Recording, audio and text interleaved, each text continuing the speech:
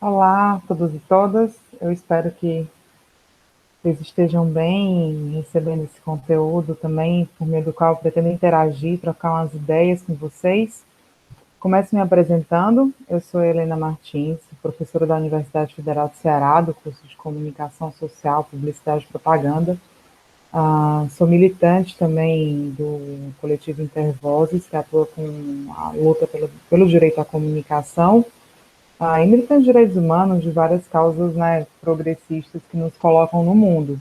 Então, queria agradecer também o convite para fazer parte desse curso e espero que a forma que eu pensei aqui da aula esteja de acordo com o que vocês estão discutindo, estão imaginando. Infelizmente, né, a gente não está conseguindo estar perto nesse momento para trocar ideias, informações e poder fazer um processo mais dinâmico. Mas eu pensei aqui em compartilhar algumas informações do que a gente tem estudado, acumulado na luta também, e fica absolutamente à disposição para depois fazer trocas que forem necessárias, positivas, para a gente continuar esse diálogo e aprender também com vocês, né? Eu vou tentar fazer uma divisão aqui de telas para que possa apresentar um slide também para facilitar um pouco, não ficar tão pouco dinâmico, e ao mesmo tempo mostrar também aqui a minha telinha. Espero que dê certo.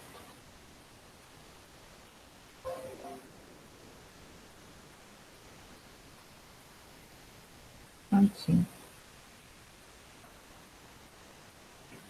Bom, eu pensei hoje em a gente conversar a partir desse título, né? O papel qual é o papel das comunicações e as lutas por direitos hoje, né? E aí, em primeiro lugar, é importante a gente pensar sobre qual comunicação a gente está falando. Por quê, né? Embora hoje nossa mentalidade de comunicação esteja muito próxima, né, da visualização da TV, do rádio, até da internet, é importante ter em vista que existem várias formas de comunicação. A comunicação entre as pessoas, presencial, né, os cartazes, as formas, enfim, a fogueira, a fumaça sempre é colocada como um exemplo de tipo possível de comunicação, né? A dança ritualística, ela comunica muito, os nossos próprios corpos comunicam. Então, nós sabemos que existem várias formas de comunicação possíveis, mas aqui a gente vai estar falando dessa comunicação muito mediada pela tecnologia, né? Da TV, do rádio, da internet, enfim, essa comunicação que ao longo da história também passou a ser chamada de comunicação massiva, que é uma comunicação que acaba sendo feita por poucas pessoas, mas que é dirigida a um conjunto bem maior de pessoas, né, que essa teoria vai chamar de massa. Tem várias críticas sobre isso, mas enfim, só para localizar um pouco o que a gente está falando dessa comunicação. E também ela tem diferenças, né, tanto ao longo da história como também entre os modelos que são desenvolvidos nos países. Ao longo da história, a gente teve muitos jornais, folhetins feitos, por exemplo, por sujeitos subalternos. É sempre importante lembrar que, por exemplo, a luta contra a escravidão também foi uma luta feita por meio de folhetins, de panfletos, de cartazes que eram colocados, né, inclusive por negros e negras, né, não apenas por abolicionistas, jornalistas, que ficaram muito conhecidos na história.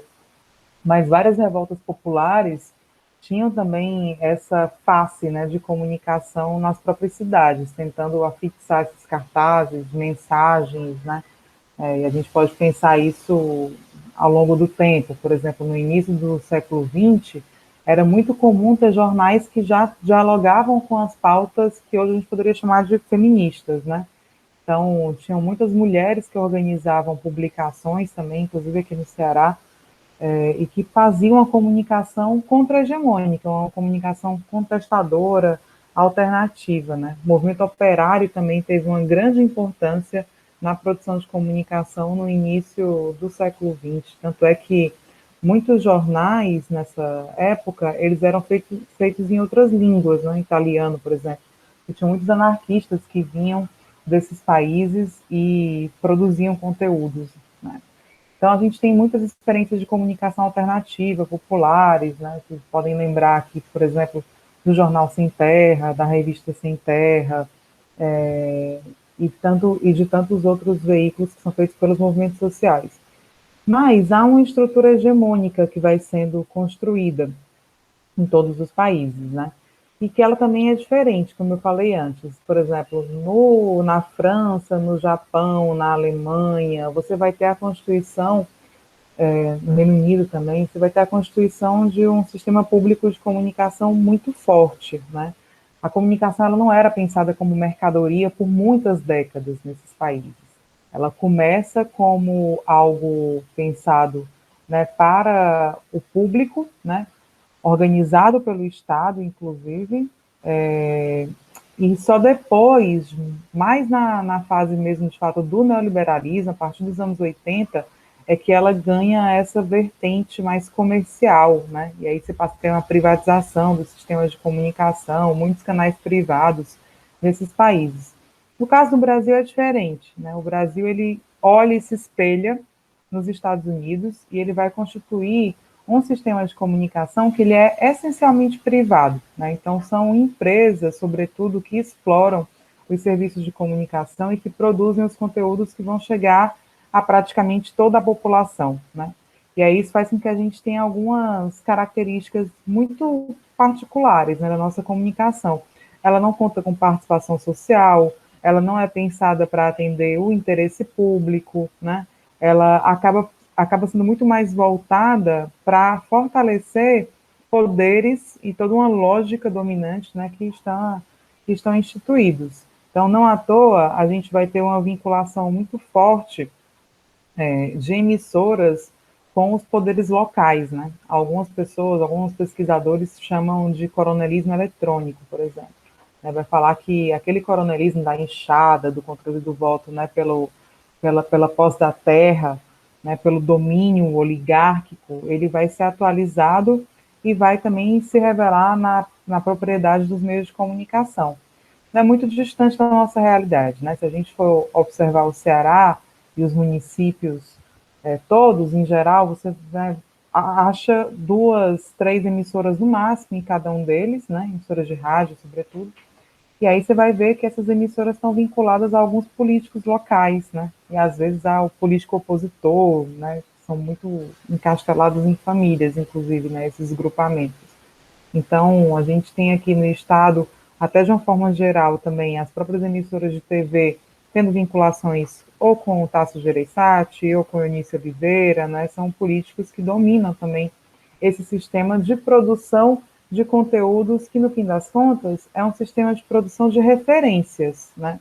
E aí eu queria passar um pouco já para essa discussão. Ah, qual é o papel da comunicação no mundo hoje, né? Acho que essa é uma questão fundamental para a gente pensar, né? A comunicação ela vai ter essa dimensão ideológica muito forte, né? A produção de sentidos a partir dos quais nós nos colocamos e nos movemos no mundo passa essencialmente pelos meios de comunicação e vai passar cada vez mais ao longo do século XX, porque se no início do século, né, na primeira metade, a gente tinha uma força muito grande da igreja, da própria família, do sistema escolar, nessa produção de sentidos, cada vez mais, né, essa produção ela vai ser dominada pelos meios de comunicação, porque vão se tornar muito hegemônicos, muito presentes no nosso próprio cotidiano. Né? Muito difícil a gente pensar uma pessoa que ao longo de um dia não tenha contato com alguma informação produzida por essas empresas. Né?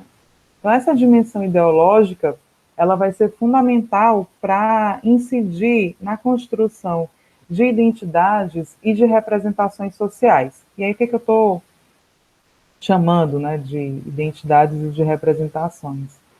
Vamos pensar aqui que nós não nascemos e passamos a vida inteira de uma forma pensada naturalmente, né? Nós somos construções sociais também, né? Construções sociais, culturais. E essas construções passam muito por esses meios de comunicação. Ah, por exemplo, né, o que é ser mulher depende muito do sistema de referências que a gente tem. Né? E se a gente tem, por exemplo, uma mídia que ao longo de décadas né, disse que ser mulher era ser subalternizada, que era estar em casa, que era servir ao homem, que era ter que ter um corpo que atende a determinados padrões e que é pensado quase como um objeto, né, propagandas de cerveja, por exemplo, tratam muito o corpo como objeto. Essa construção da mídia, ela vai passar também para a construção da minha própria identidade como mulher, né? Então, há uma construção dessas referências, das representações. Se a gente for pensar como vemos as pessoas negras no Brasil, né, tem muita relação com a construção midiática, né? Tem um filme que eu sempre indico que chama A Negação do Brasil. É um filme de um diretor negro, Joel Zito Araújo. Está disponível no YouTube facilmente, todo mundo pode acessar e ver, quem tiver acesso à internet. E ele vai mostrar como, ao longo da história, né, os autores negros foram absolutamente ocultados, escondidos, como as telenovelas, né, trataram os negros de uma forma muito subserviente, né, sempre os negros são é, porteiros, empregadas domésticas, e aí nenhum problema, óbvio, com essas categorias, né, com esses trabalhadores, mas tem uma produção que coloca como único horizonte de possibilidade da população negra, né, desenvolver esse tipo de trabalho, né? Muito difícil você ver um negro médico, um negro advogado, um negro professor nas telenovelas, né?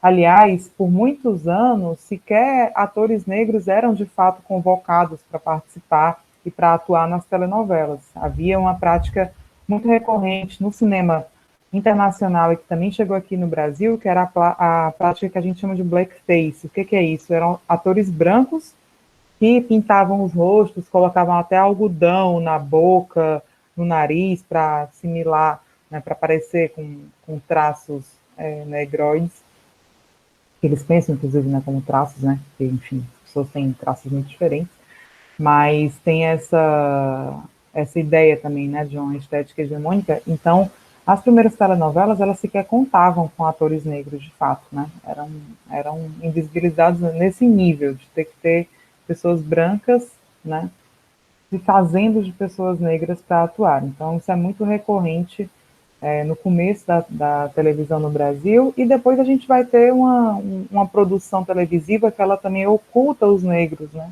Então, a gente poderia lembrar que uma das primeiras telenovelas que teve uma participação expressiva e protagonistas negros, né, chamava Da Cor do Pecado. Também já é uma outra face dessa opressão, né? Era uma mulher que era absolutamente sexualizada, né? Então, o próprio início da novela passava lá o corpo, as curvas dessa mulher, e é isso, a cor do pecado, né? Então, o pecado tem cor e a cor é negra.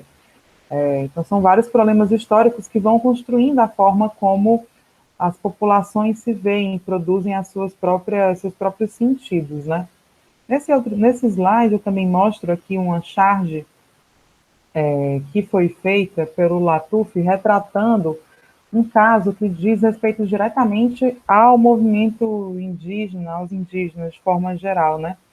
A gente sabe que essa construção de representações passa, portanto, né, como eu vim falando, por essa construção estereotipada das pessoas, né, dos sujeitos, mas também passa pela invisibilização ou por uma construção realmente totalmente deturpada e criminalizante, né?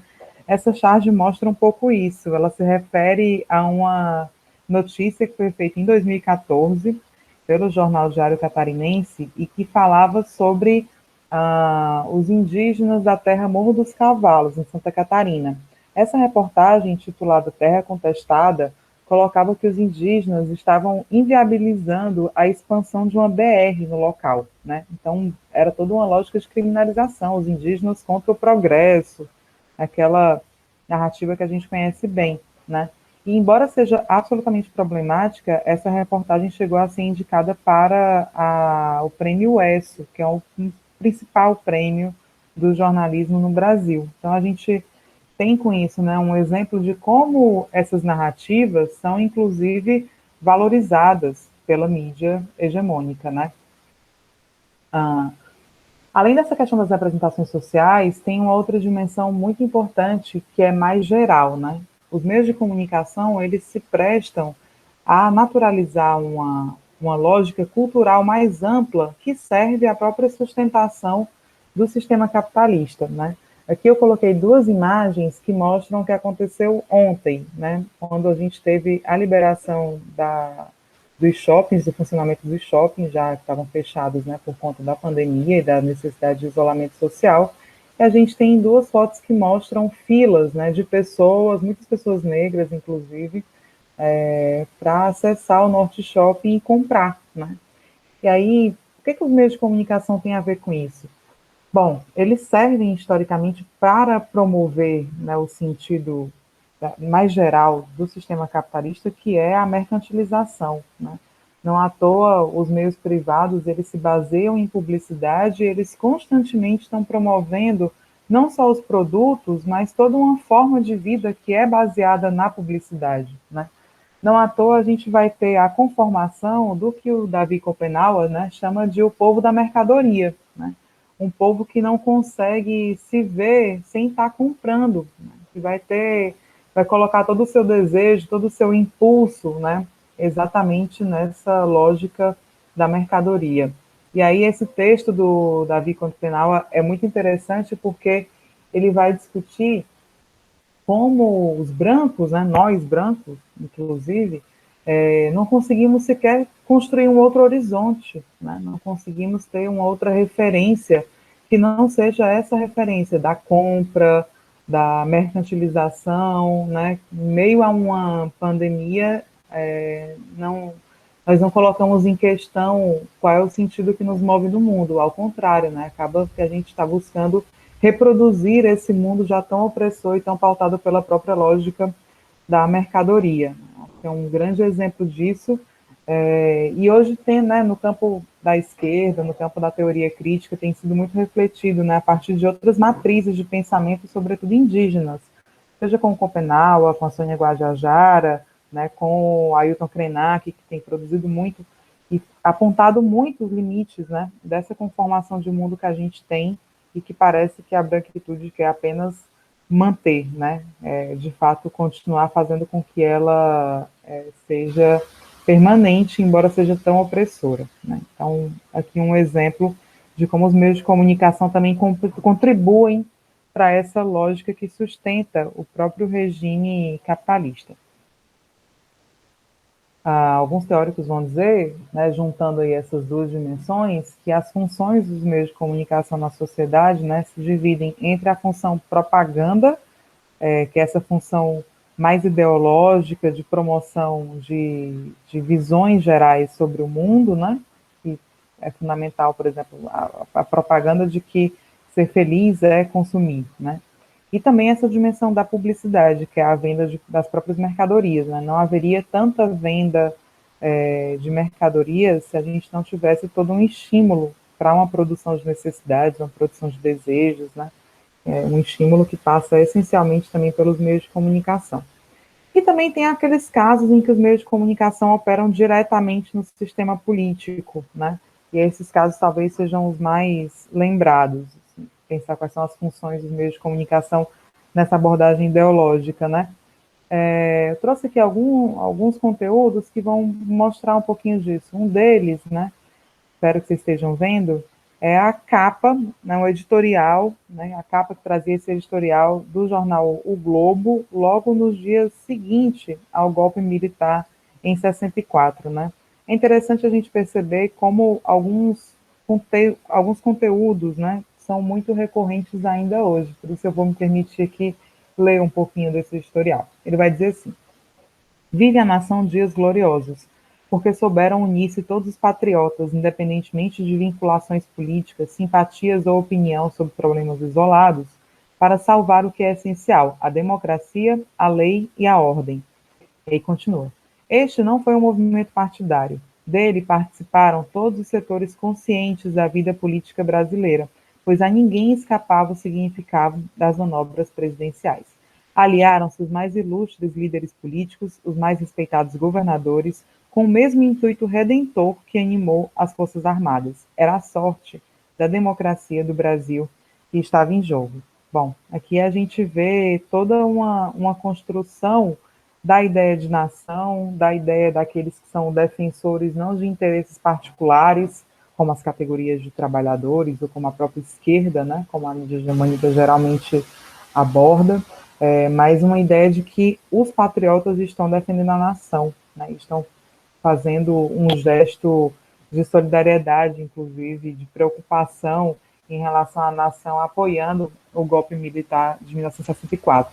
É um discurso que vai se repetir com muita frequência ao longo da nossa história e que aparece quase que com as mesmas palavras, por exemplo, durante o golpe de 2016. Né? O Intervozes produziu vários textos de análise da mídia, da cobertura da mídia, em relação aos fatos, né, ao longo do ano de 2016, e o que a gente percebeu foi essa mesma construção, né, os patriotas, aqueles que defendem a nação contra, né, esses legítimos, contra aqueles que defenderiam interesses particulares, pontuais e que seriam sempre rotulados de vermelho como a esquerda, né? Então a gente vai ter essa construção ideológica sendo muitas vezes reafirmada ao longo da nossa história.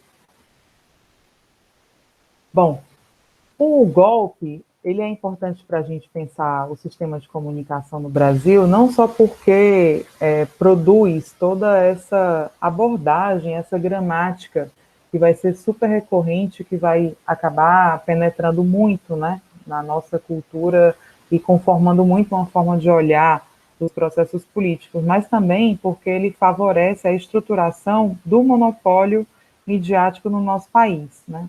Até os anos 60, a gente tinha várias emissoras, emissoras como a TV Tupi, muitas emissoras regionais, inclusive, né?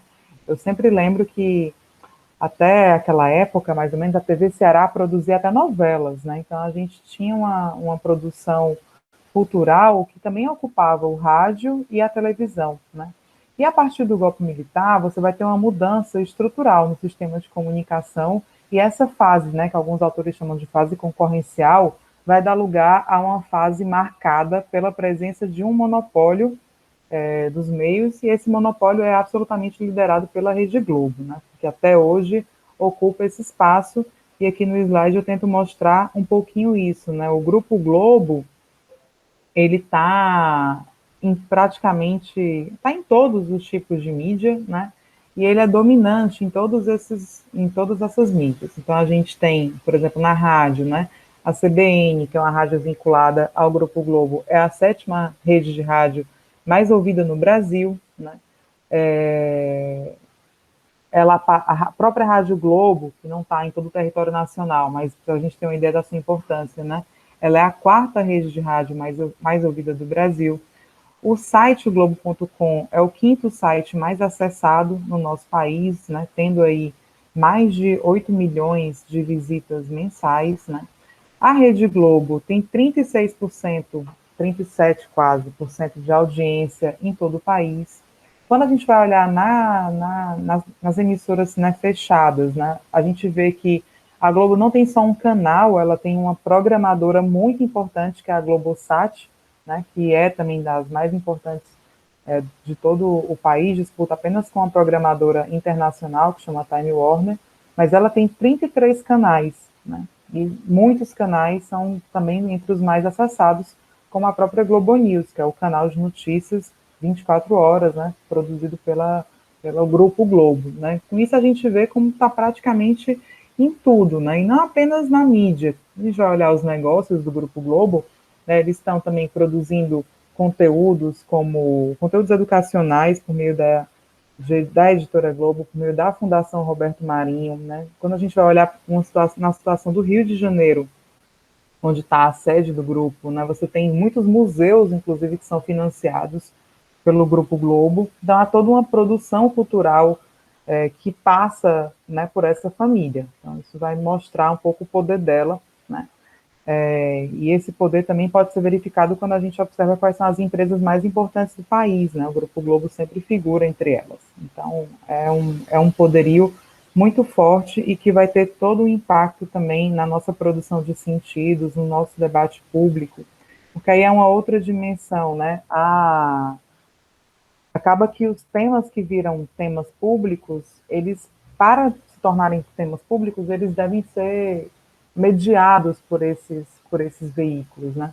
O movimento indigenista, por exemplo, pode ter várias pautas, né, e tentar trazer à tona suas pautas, mas a partir do momento que essas pautas entram na esfera pública dos meios de comunicação, elas acabam ganhando outra projeção. Aliás, o momento que a gente está vivendo hoje é muito revelador disso, né? O racismo no Brasil não é uma coisa nova. Os protestos no Brasil que denunciam a desigualdade, a opressão racial, eles não são novos, né? Eles percorrem toda a nossa história, né? Mas a partir do momento que os meios de comunicação tradicionais optam, né, escolhem dar visibilidade a eles, você tem uma cobertura que faz com que haja todo um debate público que ultrapassa bolhas que já estão envolvidas com esses temas e ganham relevância social, né? Então, os nossos parentes, familiares, amigos passam a ter contato com a discussão sobre o racismo, porque os meios de comunicação têm dado visibilidade nos últimos dias, não por escolha também deles, mas também muita por pressão, né? Mas tem dado visibilidade a essas questões. Então, isso altera a forma como o tema passa a ser discutido na sociedade. Né? É uma comprovação ainda dessas lógicas, né, de concentração e de poder. Aqui no outro slide eu trago os exemplos que eu já mencionei, que a ordem ficou invertida, mas mostra aqui deixa eu compartilhar aqui com vocês, mostra duas capas, né, de jornais ao longo do debate sobre o golpe de 2016. Né? Você tem, por um lado, uma capa que diz: Brasil vai às ruas contra Dilma e Lula e a favor de Moro. Né? Então, é o Brasil inteiro, e a gente, né, vê aqui várias fotos com destaque. E, por outro lado, uma capa que, ao abordar os movimentos contra o impeachment, vai trazer a seguinte manchete: aliados de Dilma e Lula fazem manifestação em todos os estados. Quer dizer, aqui já não é o Brasil, são aliados, né? Então, tem já um caráter restritivo aí, não são todos os brasileiros, mas são apenas aqueles que são aliados de Dilma e Lula. Portanto, apenas as pessoas que se colocam nesse lugar vão se sentir representadas também por essa imagem, né? E aí não é o mesmo número de imagens que aparece. Algo que a gente notou também na observação dessa cobertura é que muitas vezes as imagens dos protestos favoráveis ao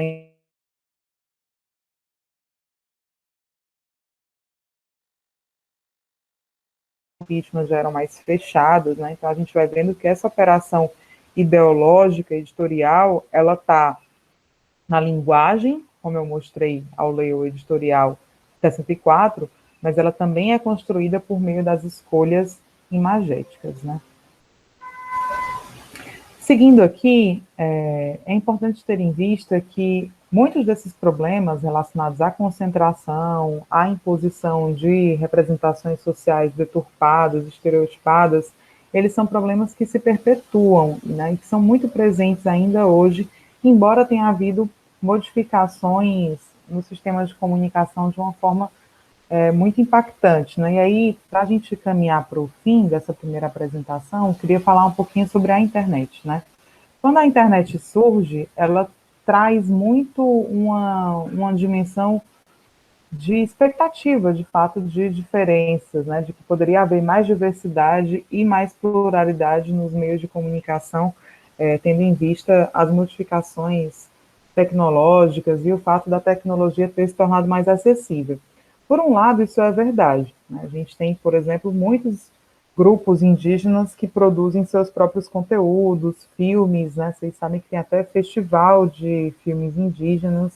E mais recentemente a gente tem uma presença muito forte nas redes sociais, inclusive com a conformação, né, do que se chama mídia índia, né, intitulada aí A Voz dos Povos, né, que tem dado visibilidade a questões que simplesmente não aparecem no noticiário tradicional dos grandes meios. Então, a internet, por ela possibilitar, né, uma produção mais difusa, não apenas por alguns grupos familiares que possuem as concessões necessárias para ter uma emissora de televisão, e para ter uma emissora de televisão é necessário muito dinheiro, equipes, etc., né? Mas por ter uma outra estrutura de produção e de circulação de conteúdos, a internet torna de fato mais acessível, né, essa produção, sem dúvida alguma. Né, e isso faz com que a gente possa buscar outras informações. Por outro lado, nos últimos 10 anos, nós também temos visto a conformação do que o Intervozes e outros pesquisadores e pesquisadoras têm chamado de monopólios digitais. Né? Esses monopólios, eles funcionam com algumas características especificamente, né? Eles têm um forte domínio de nicho de mercado. Então, por exemplo, o Google, ele passou a ser um buscador que todo mundo usa. 90% das buscas feitas na internet dependem do Google. Outra característica desses monopólios digitais, né, é que eles reúnem sempre um grande número de clientes, sejam pagos ou não. Ora, se a gente for olhar para o Facebook, a gente vai ver que milhares de pessoas conectam todos os dias aquelas redes, né? E a gente supostamente não paga para estar presente nelas, né? Então, para essas empresas funcionarem, elas precisam necessariamente ter muitos clientes, né? E esses clientes muitas vezes acham que estão usando sem pagar, mas o que eles não percebem é que eles estão participando da conformação de um monopólio. Então, a gente não tem 5 redes sociais, né? A gente usa poucas redes. E, bom, alguém poderia falar, não, mas eu também uso o Instagram, eu também uso o WhatsApp, né? Mas não à toa, todas essas empresas, né, que foram criadas inicialmente por até amigos, estudiosos, pequenos grupos, pesquisadores, enfim, acabaram sendo compradas também pelo Facebook, né? Tanto o Instagram como o WhatsApp fazem parte do conglomerado Facebook, e isso não é à toa, né? É porque eles precisam ter o controle de todos nós, do que fazemos né, na internet, e para isso eles conformam essa estrutura também de controle que se assemelha muito ao que eu coloquei antes ao mencionar o caso da Globo, né? Assim como a Globo busca atuar no rádio, na TV, no jornal impresso, nos sites, e etc., né, também esses grupos vão passar a buscar atuar em vários segmentos do mercado mais amplo de comunicação, né? E aí uma terceira característica deles é que eles operam em escala global, e aqui é uma diferença em relação aos grupos que nós conhecemos. É fato que os grupos tradicionais de mídia também têm operações globais. A própria Globo já teve canais em Portugal, na Itália, enfim. Mas a diferença agora é que a gente tem plataformas digitais que são essencialmente norte-americanas e que atuam em todo o mundo, né? Então, a hegemonia do capitalismo, a hegemonia de grupos norte-americanos, ela é muito forte hoje nas comunicações de uma maneira mais nítida do que a gente tinha antes, né?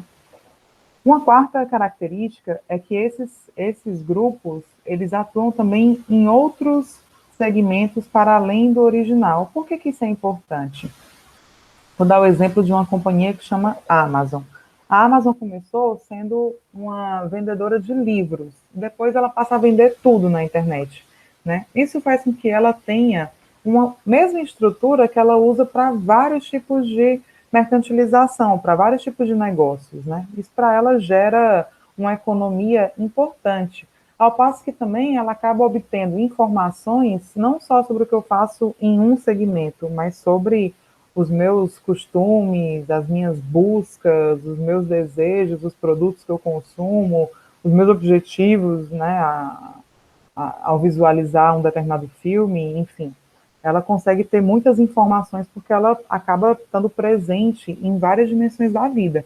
Então, de novo, ela ganha com isso uma conformação econômica, né, um poderio econômico grande, e também tem um controle ideológico, né? A outra característica importante dos monopólios digitais é que eles são intensivos nessa captura e no tratamento de dados, que eu já tenho demonstrado aqui, né? O tempo todo que nós fazemos nas redes acaba construindo rastros digitais. Então, essas empresas sabem o que eu acesso, o quanto tempo eu permaneço, o que eu busco, né? E acaba que essa coleta e tratamento de dados, né, se conformou nos últimos anos como fundamentais para a própria estruturação dos modelos de negócios dessas empresas. Elas precisam desses dados para ganhar dinheiro, né? E elas vão usar isso também politicamente, né? Coloquei aqui um exemplo, né, a partir de uma matéria que foi feita por um jornal que chama Intercept, que é publicado também na internet, né? Ele vai fazer uma matéria que vai denunciar que 5 dos 10 canais que explodiram no ranking do YouTube durante as eleições são de extrema direita. A gente já vai perceber aí que tem também uma inclinação política, né, dessas redes e que tem impactos hoje muito profundos, não só no ecossistema midiático, mas também na democracia em vários países, né? Nas eleições do Brasil e também nas eleições dos Estados Unidos, isso veio muito à tona porque os dados das pessoas passaram a ser utilizados para direcionar anúncios publicitários para pessoas individualmente, né? Então, tinha um anúncio para a Helena, um anúncio para a Maria, um anúncio para o José, né? E esses anúncios eram forjados, construídos, tendo em vista os meus objetivos, os meus desejos, não necessariamente o programa político daquele candidato, né? Em alguns casos, em outros países, essa microsegmentação, como a gente chama, esse direcionamento de conteúdos, acabou fazendo com que determinados grupos sequer fossem votar, porque houve toda uma campanha feita para desestimular a participação política de alguns grupos a fim de beneficiar outros grupos, né? E essas campanhas, elas não eram direcionadas para a sociedade em geral, elas eram direcionadas para determinados segmentos da população, né, escolhidos a partir da captura e da observação dos dados pessoais desses segmentos populacionais, né?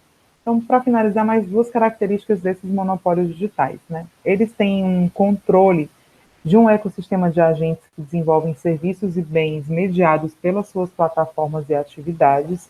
Então, nós que atuamos no Facebook para projetar os conteúdos da mídia índia, né? Nós dependemos dele para que esses conteúdos possam circular, né? Infelizmente, não depende da nossa escolha apenas ter uma grande projeção desses conteúdos na rede. Eles definiram, por exemplo, que para ter muito alcance é preciso pagar o impulsionamento de conteúdos, né? Então, de alguma forma, eles estão controlando essa possibilidade de circulação. E uma última característica é que eles têm estratégias de aquisição ou controle acionário de possíveis concorrentes. Eu já mencionei isso ao falar do caso do Facebook e da compra que promoveu tanto do WhatsApp como do Instagram, né? Então, são grupos que estão o tempo todo buscando crescer e desenvolver mais e mais poderio econômico, ideológico e político no âmbito das redes. Por enquanto, a gente vai ficar por aqui e volta para falar depois sobre um aspecto importante disso, que é a promoção da vigilância, que é o segundo tema do nosso encontro.